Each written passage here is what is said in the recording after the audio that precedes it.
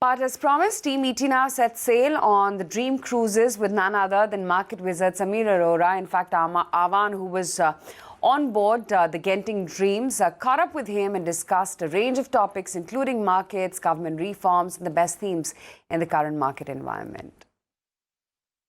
Definitely is a big mindset change for me, but before that for the government. Because, the feeling in the last few months have become that the government is not overly bothered about the economic agenda or the corporate sector or respecting the wealth creators and stuff like that. And it looked that they were on their non-economic agenda. So this is a big mindset change for them to even attempt to do, and now they've done it.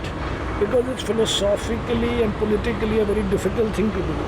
Yes. And my basic bet is that this cannot be the end game, that this must be the starting game. Because you can't end by saying I've given tax relief to the rich, the corporate, the multinational, whatever, and the big. And therefore it has to be followed by many other things. And I believe that will happen. And you've said that this in turn, the steps that she takes for corporate India helps to improve the equity market sentiment as well. Are you seeing things improve on ground as well for the market? Well, the thing is that we are buyers, as in the equity market is buyers of post-tax profit of companies. So whether you like it or not, the post-tax profit has permanently gone up, as in a big step up, and now the question is what happens to the demand side. Even if we assume that nothing will change on the demand side in terms of intervention by the government, we broadly believe that that is a cyclical phenomena, maybe a short cycle phenomena, and in the bargain you've got a permanent benefit. So in itself it's not a bad deal. That even if the slowdown continues, doesn't matter, for life you've got a lower rate. But I believe, as I said, that they will do some things on the demand side also, maybe cut personal taxes, maybe do a little bit of tinkering on different packages for different sectors to sort of bring them up to some normal growth level. And therefore that is a matter of time. Plus there will be a base effect, which is all powerful always. That once you are able to pass 1 year, the comparisons anyway look easier. And we are very short-sighted guys. We only look at year-on-year comparisons. So they will anyway look okay in the next 3-6 months. And, what about the corporate earnings? How have you read into the numbers that have trickled in? You continue to remain fairly bullish when it comes to the IT space. What have you made of the commentary? So basically we are bullish on 3 sectors, which is financials, consumer and IT. Now financials and consumer have got benefited in the first round by this tax cuts, because these were mostly high tax paying companies, whereas IT sector was always paying below 25 mostly. But in general, the IT sector, some 10-15%, which is what we have in that sector, we will always have. Maybe we'll rotate a few stocks from here to there. But broadly, it's an adequate investment in the sense it's not a high growth, high return expectation, but it's more of like a backbone, reasonable growth, reasonable valuations kind of thing. And it benefits in general from the fact that Indian currency is always weak. Plus, what if Indian economy does not recover quickly, then that will be a hiding place. So broadly, we also hide in it. But it's a decent hiding place. It's not like buying some utility company. It's still better than that, I think. And what's the view when it comes to financial? Can you be a little bit more specific as to what the outlook is with the overall asset quality concerns, the mess that we've seen within NBFCs? Are the liquidity concerns still lingering there? So I think my bet is that the NBFC crisis is over in the sense that we don't have another big accident which can have secondary effects of hurting other groups or other sectors or other companies.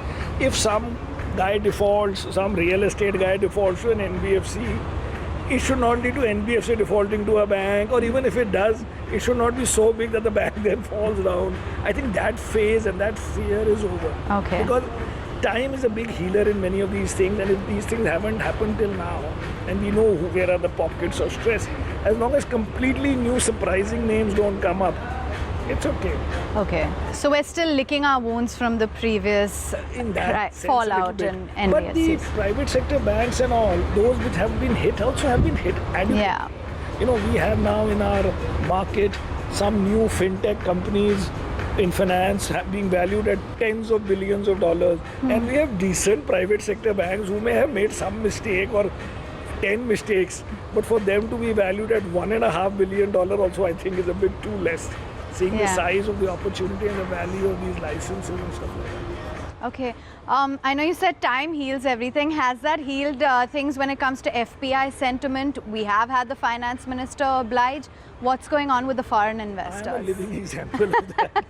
That the FPI can be silenced by giving some tax incentives, not to him but to the corporate sector. But I'm still hoping that a more effortless step by the government would have been and still can be to remove long-term capital gains, not only for FPIs, but even for the Indian public or everybody. And that was the situation till a year ago. Yeah. And you don't have to give up anything. You're only giving up from future potential gains, which anyway, will take time if you don't remove it. So I'm still hoping for it. But yes, in a sense, if you help the corporate sector, which is what ultimately we are buying their performance, some calming down of that would have happened, I hope. At least it's happened with me. Okay, that's good to know. How are you reading into the sound bites that we're getting from some of the consumption companies? They've acknowledged the slowdown. They said it's affecting demand all around. Is that worrying? No, that is what is there already. That is the slowdown. Yeah. The slowdown is the slowdown in consumption and maybe auto and all. And that, as I said, base effect will take care of it. Plus, I am still thinking, as I said, that the corporate tax reduction cannot be the last thing that a government is. Cannot be the first and last thing. First of many. It has to be the first of many. Yeah. Because it is so difficult to do this. Who would have imagined till a few months ago, and I would have bet anything, that India cannot privatize BPCL or think of privatizing BHEL, because we never went outside our selling a few shares in an ETF.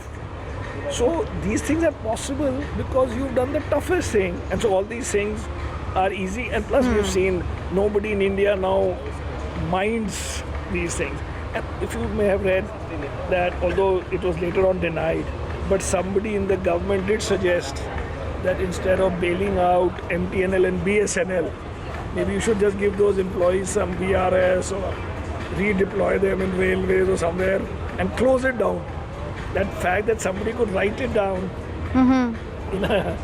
in whatever note he wrote it down is itself a big shift. So this is what I feel is the new game in town, that everything is on the table in terms of reform, and some of them will happen, okay, everything may not happen, but pretty big dramatic shift. What about the macros when it comes to the Indian economy? Are things currently hanging in a balance? What are you expecting from the Reserve Bank going forward? So, Reserve Bank has already cut rates. Yes. They will continue, I think another at Twice. least 25 maybe. So I think that interest rates also have been cut a lot. And the state-owned banks, although these mergers and all that happened, they announced at a bad time. Yeah. So at that time, people didn't bother about the positive, big picture, longer term benefits of all that. So some of the things will be immediate. So the most immediate was a corporate tax cut. Some will be big picture, which is merge state-owned banks. That will help in maybe 5 years because you'll have stronger banks and less overheads and stuff like that. And some will be in between because you would have sold off a BPCL and got some big amount, so people will feel that the fiscal deficit is in control. So in that sequence, now there are enough things happening for you to say short term, immediately you got, imagine, the corporate tax cut was effectively a retrospective tax cut. Yeah. Announced in September, but valid from April 1 of the same year, which means effectively you got back 6 months of taxes that you may have paid or accrued or whatever. So this is pretty dramatic in itself. So now we can say over all horizons, there is some action good enough for the moment, particularly looking at where we came from, which is frustrated, angry, upset till September 15th. All of the adjectives there, and how are you looking at, so basically you're saying that now the outlook from here on seems to be fairly positive, you're bullish on the markets, Yes, you're I've been bullish good, on that day only, the next day. Yes. Okay, so the long-term story, and in terms of valuations as well, you don't think it's expensive? Valuations, you see, the thing is today, if you compare with today's earnings, you may still say some valuations are high. Yeah. Because the earnings have been so low. If you look at earnings to GDP, I think lowest ever, some 2-3%, which normally used to be 5, 6, 8, 7%. So if you look at it like that, yes, it may still look high in some sectors. The other problem is companies that look very good have not corrected at all. Yeah.